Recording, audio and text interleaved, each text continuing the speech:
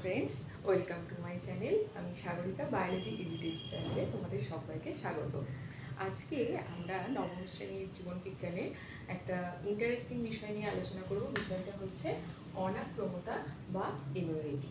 দেখো, অনাক্রমতা বলতে কি বোঝে সেটা তোমাদেরকে আগে সহজে বলি। দেখো, হঠাৎ করে যদি আমাদের বাড়িতে এসে কেউ আমাদেরকে আক্রমণ করে, তাহলে আমরা তার বিরুদ্ধে অবশ্যই প্রতিরোধ করার চেষ্টা করব। আবার এটাও দেখো তোমরা, আমাদের যে ডিফেন্স সম্পর্কে তোমরা জানো কি জানি না। ধরো, আমাদের যে দেশের চারদিকে যে আমাদের যে ডিফেন্স রয়েছে, মানে ইন্ডিয়ান আর্মি বলো বা নেভি বলো বা এয়ারফোর্স বলো, মানে তারা আমাদেরকে দেশটাকে প্রোটেক্ট করে, তাই তো? তাহলে এই যে প্রোটেক্ট সিস্টেম বা ডিফেন্স সিস্টেম, সেটা কিন্তু আমাদের বডিতেও রয়েছে।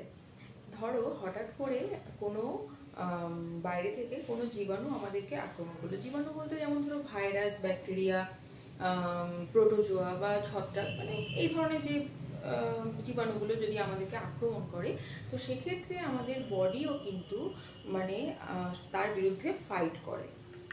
এবার সেটাই হচ্ছে কি অনাক্রমতা বা ইমিউনিটি। এবার অনাক্রমতা সম্পর্কে বলতে গিয়ে বলি, অনাক্রমতা হচ্ছে একটা মেজর পার্ট। এবার অনাক্রমতার বিভিন্ন রকম ভাগ রয়েছে। অনাক্রমতার ভাগগুলো হচ্ছে, 1 নম্বর যেমন সহজাত, জন্মগত বা অনির্দিষ্ট অনাক্রমতা। এবার আর 2 নম্বর হচ্ছে কি, 1 নম্বর হচ্ছে সহজাত আর 2 নম্বর হচ্ছে অর্জিত। এবার এই সহজাত অনাক্রমতাটাকে জন্মগত বা অনির্দিষ্ট অনাক্রমতা বলা হয়। দেখো, সহজাত মানে যেটা সহজে আমরা প্রাপ্ত করেছি, মানে সহজে প্রাপ্ত আর কি।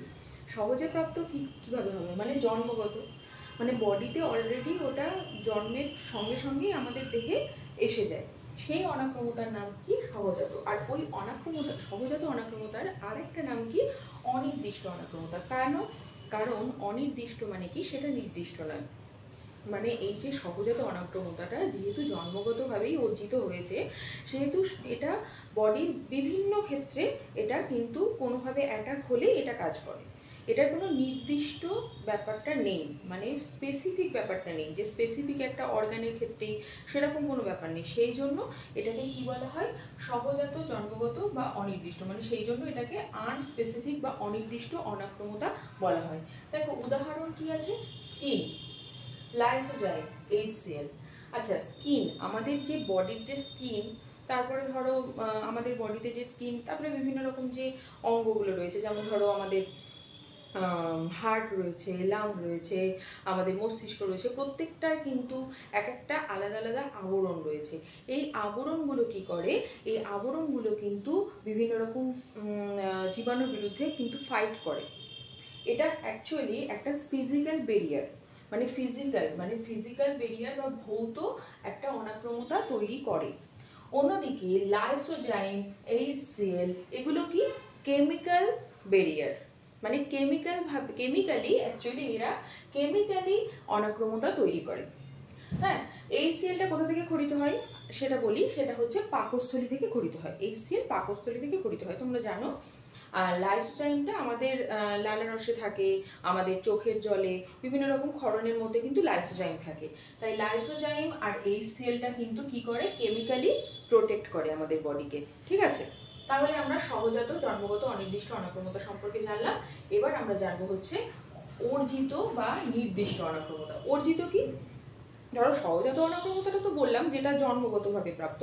এবার শুধু তাছাড়াও আমাদের বডি কিন্তু মানে অর্জিতভাবে, মানে আমাদের বডি বিভিন্ন রকম, দেখা গেল কোনো সময় আমাদের বডিতে কোনো জীবাণু প্রবেশ করেছে, এবার তার বিরুদ্ধে কিন্তু আমাদের বডি বিভিন্ন রকম সেল বা বিভিন্ন রকম যে টি লিম্ফোসাইট, বি লিম্ফোসাইট, মানে এই সেলগুলোও কিন্তু মানে একটা মেমোরি হিসেবে, মানে ওই যে জীবাণুটাকে, সেটা মেমোরি হিসেবে আমাদের বডিতে রেখে দেয়। মানে ওই জীবাণুটা ঢুকেছিল এবং তার বিরুদ্ধে কিভাবে অনাক্রমতন্ত্র কাজ করেছিল সেটা স্মৃতিতে রেখে দেয় মেমোরি সেল। সেটা একটা মেমোরি সেল হিসেবে পরিচিত। এবং সেই মেমোরি সেল কি করে, আবার পুনরায় যখন আবার বডিতে যখন প্রবেশ করে ওই জীবাণু, তখন সেটার বিরুদ্ধে ফাইট করে, মানে তখন আর রোগটাকে হতে দেয় না। ঠিক আছে, তাহলে এই অর্জিত অনাক্রমতা নির্দিষ্ট কেন? কারণ এটা স্পেসিফিক, মানে স্পেসিফিক অর্গানে দেখা গেল কোনো জীবাণু অ্যাটাক করলো, তার বিরুদ্ধে কিন্তু স্পেসিফিক ভাবেই এই ক্ষেত্রে অনাক্রমতা কাজ করে। এই অনাক্রম সিস্টেমটা সেই জন্য স্পেসিফিক। এবার এই অর্জিত অনাক্রমতাও কিন্তু দুই প্রকার, সেটা হচ্ছে নিষ্ক্রিয় আর একটা হচ্ছে সক্রিয়। এবার এই নিষ্ক্রিয় সক্রিয়, নিষ্ক্রিয় মানে কি, যে চুপচাপ থাকে, আর সক্রিয় মানে কি, যে অ্যাক্টিভ, মানে যে সচল আর কি, সচল ভাবে কাজ করে। এবার প্রথমে আমরা নিষ্ক্রিয়টা আলোচনা করি। নিষ্ক্রিয় অনাক্রমতাটা কি? নিষ্ক্রিয় অনাক্রমতাটা কিন্তু আবার দুই প্রকার, সেটা হলো কৃত্রিম এবং স্বাভাবিক। কৃত্রিমটা কি? ধরো কৃত্রিমের উদাহরণে কি বলেছে, সেটা হলো এপিএস ইনজেকশন, মানে ইনজেকশন প্রবেশ করানোর মাধ্যমে। মানে কৃত্রিম মানে কি, মানে কৃত্রিম ভাবে বাইরে তৈরি করা হয়েছে ইনজেকশনটাকে, তারপর সেটা বডির ভেতরে প্রবেশ করানো হচ্ছে, এর মাধ্যমে যে অনাক্রমতা তৈরি করা হচ্ছে, ঠিক আছে। আর ঘোড়ার দেহের অ্যান্টিবডি মানুষে প্রবেশ করিয়েও কিন্তু একটা ইমিউন সিস্টেমকে কার্যকর করা হয়, সেটাও কিন্তু একটা কৃত্রিম নিষ্ক্রিয় অর্জিত অনাক্রমতা, ঠিক আছে। আর সক্রিয় ক্ষেত্রে কি বলছে, দুটো ভাগ, না সরি স্বাভাবিকটা বলতে ভুলে গেলাম। স্বাভাবিক অনাক্রমতা হচ্ছে মায়ের অ্যান্টিবডি ভ্রূণে প্রবেশ করছে। মানে মায়ের মাতৃদেহে যখন ভ্রূণ থাকে না, তখন মাতৃদেহ থেকে যে একটা অ্যান্টিবডি, একটা স্পেসিফিক অ্যান্টিবডি আছে, সেই অ্যান্টিবডি কি করে, মাতৃদেহ থেকে ভ্রূণে প্রবেশ করে, এবং সেই ভ্রূণে প্রবেশ করার মাধ্যমে ভ্রূণের একটা অনাক্রমতা তন্ত্রকে কার্যকর করে, ঠিক আছে। এবার সক্রিয় অনাক্রমতা, সেটাও কিন্তু দুই ভাগ, সেম ভাবে, সেটা হচ্ছে কৃত্রিম এবং স্বাভাবিক। সক্রিয় অনাক্রমতাটা, কৃত্রিমটা বলি, সেটা হলো ভ্যাকসিনেশন। ভ্যাকসিনেশন সম্পর্কে আর নিশ্চয়ই আমার আলাদাভাবে বলতে হবে না, তোমরা ভালোই জানো। যেমন ধরো কোভিড পিরিয়ডে আমাদের ভ্যাকসিনেশন হয়েছে, তোমরা সেটা সঙ্গে মানে খুবই ভালোভাবে পরিচিত। এই ভ্যাকসিনেশনের মাধ্যমে আমরা কিন্তু কোভিডকে অনেকটা প্রতিরোধ করতে, মানে কোভিডের বিরুদ্ধে আমরা অনাক্রমতা তন্ত্রটাকে কার্যকর করে আমরা কোভিডকে প্রতিরোধ করতে পেরেছি, তাই তো। তাহলে ভ্যাকসিনেশন, এছাড়াও তোমরা জানো যে ছোট বয়সে তোমাদেরকে ভ্যাকসিন দেওয়া হতো, তাই তো। সেই ভ্যাকসিনেশন অবশ্যই তোমরা করেছো, এবং সেই ভ্যাকসিনেশনের মাধ্যমে কিন্তু অনাক্রমতা তন্ত্রটাকে কার্যকর করা হয়। এবার স্বাভাবিক কি? স্বাভাবিক হচ্ছে জলবসন্ত একটা ভাইরাস ঘটিত রোগ। সেই ভাইরাস যদি একবার মানুষের দেহে হয়ে যায় জলবসন্ত রোগটা, তাহলে কিন্তু পুনরায় হয় না। কারণ ওই যে আমি প্রথমেই বলেছি যে জলবসন্তের ভাইরাসটা একবার বডিতে প্রবেশ করেছে এবং তার বিরুদ্ধে বডি ফাইট করেছে, এবং বডিতে যে অনাক্রম তন্ত্রটা তৈরি হয়েছে না, সেটা আর পুনরায় জলবসন্ত হতে দেবে না, ঠিক আছে। তাহলে আমরা এইটা বললাম যে অর্জিত অনাক্রমতা তন্ত্রটা অ্যাকচুয়ালি হচ্ছে সহজাতটা, জন্মগত, কিন্তু অর্জিতটা কিন্তু বিভিন্ন কৃত্রিমভাবে বা স্বাভাবিকভাবেও আমাদের বডিতে তৈরি হয়ে সেটা পুনরায় পরবর্তীতে কাজ করে অনাক্রম সিস্টেমটাকে কাজ করায়, ঠিক আছে। আমরা এই অনাক্রমতার এই পার্টটা বললাম। এবার অনাক্রমতা বলতে গেলে দুটো জিনিস কিন্তু খুব ইম্পর্টেন্ট, সেটা কি? সেটা হচ্ছে অ্যান্টিজেন অ্যান্ড অ্যান্টিবডি। দেখো অ্যান্টিজেনটা কি? মানে অ্যান্টিজেনটা হচ্ছে, অ্যান্টিজেন কিন্তু বিভিন্ন রকম অ্যালার্জেন, মানে ফুলের বলতে পারো ফুলের রেণু, বিভিন্ন রকম জৈব অণু, মানে ভাইরাস, ব্যাকটেরিয়া, মানে এগুলো অ্যাকচুয়ালি সবগুলোই কিন্তু অ্যান্টিজেনের নাম, মানে অ্যান্টিজেন বলা যেতে পারে। এগুলো আমাদের বডিতে যখন প্রবেশ করছে না, তখন আমাদের বডি একটা ইমিউন সিস্টেম তৈরি করছে, সেটা অ্যান্টিবডির সাথে বিক্রিয়ার মাধ্যমে। অ্যান্টিবডিটা আমাদের বডিতে তখনই গড়ে ওঠে অ্যান্টিজেনের কার্যকারিতার ফলে, তারপরে অ্যান্টিবডি গড়ে ওঠে। এবার অ্যান্টিজেনের একটা স্পেসিফিক পার্ট আছে, সেটা হলো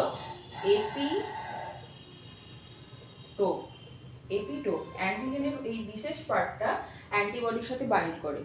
অন্যদিকে অ্যান্টিবডিরও একটা স্পেসিফিক পার্ট আছে, সেটা হচ্ছে প্যারাটোপ। কি বললাম? প্যারাটোপ।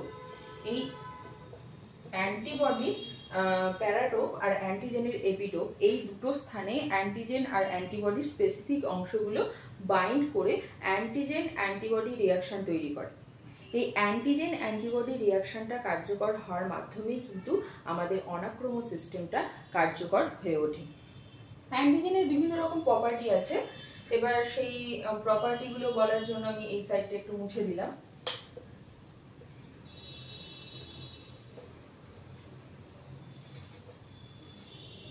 অ্যান্টিজেনের বিভিন্ন রকম প্রপার্টি রয়েছে। অ্যান্টিজেনের প্রপার্টিগুলোর মধ্যে রয়েছে ইমিউনিটি,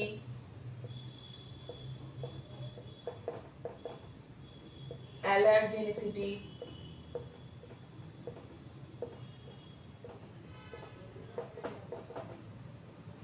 আর একটা হচ্ছে অ্যান্টিজেনেসিটি। মানে ইমিউনিটি মানে কি? ইমিউনিটি মানে এক্ষুনি তো আমি বললাম যে এই যে অ্যান্টিজেনটা প্রবেশ করার মাধ্যমেই কিন্তু আমাদের বডিতে ইমিউন সিস্টেমটা কার্যকর হয়ে ওঠে, দ্যাট ইজ কল্ড ইমিউনিটি। ঠিক আছে, নেক্সট হচ্ছে অ্যালার্জেনিসিটি। অ্যালার্জেনিসিটি মানে কি?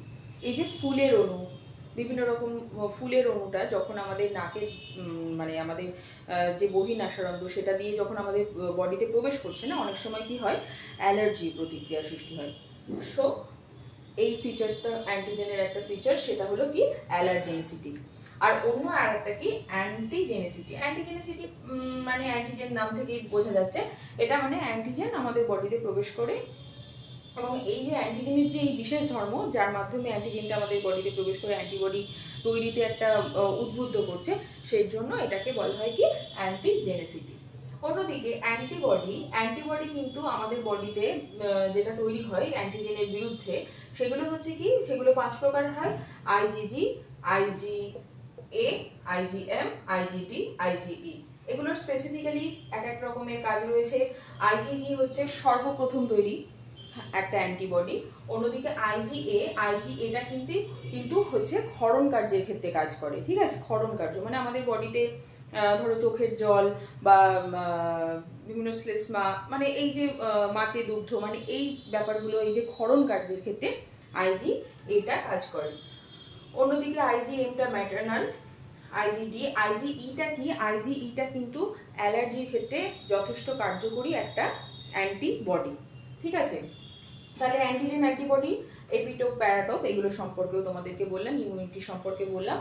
আর হচ্ছে আমাদের আরেকটা ইমিউন সিস্টেম সম্পর্কে আলোচনা করতে গেলে সেটা হলো আমাদের গৌণ ইমিউন রেসপন্স আর প্রাইমারি রেসপন্স, এই দুটো সম্পর্কেও একটু জানতে হবে। মানে প্রাইমারি ইমিউন রেসপন্স মানে কি? মানে বডিতে ধরো হঠাৎ করে একটা জীবাণু প্রবেশ করলো, যেমন একটা জীবাণু প্রবেশ করলো, সেটাকে ম্যাক্রোফাজ বলে একটা আমাদের বডি পার্ট আছে, সেই বডি সেল ম্যাক্রোফাজ সেটাকে গ্রাস করলো। কি পদ্ধতিতে? সেটা হলো ফ্যাগোসাইটোসিস পদ্ধতিতে গ্রাস করলো। সেই পদ্ধতি মানে তারপরে ধরো লাইসোজাইমের মাধ্যমে যে জীবাণু ধ্বংস হয়, সেই ব্যাপারগুলো হচ্ছে প্রাইমারি ইমিউন রেসপন্সের মধ্যে পড়ছে। অন্যদিকে গৌণ ইমিউন রেসপন্সটা তার বিপরীত। গৌণ ইমিউন রেসপন্সটা হচ্ছে আলাদা। সেক্ষেত্রে কি হয়, মানে আমাদের বডির সেলটা মানে একটা মেমোরি তৈরি করে রাখে। মানে একবার একটা জীবাণু প্রবেশ করলো, তারপর তার বিরুদ্ধে একটা মেমোরি তৈরি করে রাখে, এবং সেই মেমোরি তৈরি করে রাখার জন্য কি হয়, মানে পরবর্তীতে যখন সেই সেলটা প্রবেশ করছে তখন সেই সেলটাকে বাধা দিচ্ছে। মানে পরবর্তীতে মানে সেই মেমোরি সেলটা কি করছে, পরবর্তীতে যখন ওই ভাইরাস বা ব্যাকটেরিয়া মানে যে জৈব অণুটা প্রবেশ করছে যার বিরুদ্ধে যার জন্য আমাদের বডি এফেক্টেড হতে পারে, তাকে প্রতিরোধ করছে।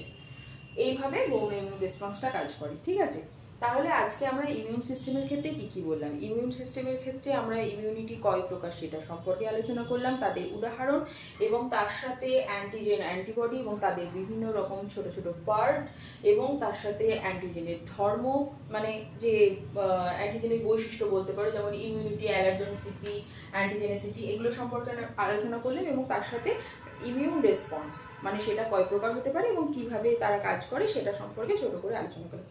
ঠিক আছে ফ্রেন্ড, আজকে তোমাদের সাথে যেটা আলোচনা করলাম যদি তোমরা বুঝতে পারো, অবশ্যই আমাকে মানে আমার এই চ্যানেলটাকে অবশ্যই সাবস্ক্রাইব করে দিও নতুন হলে, আর ভিডিওটাকে অবশ্যই লাইক, কমেন্ট এবং বন্ধুদের সাথে শেয়ার করে দিও।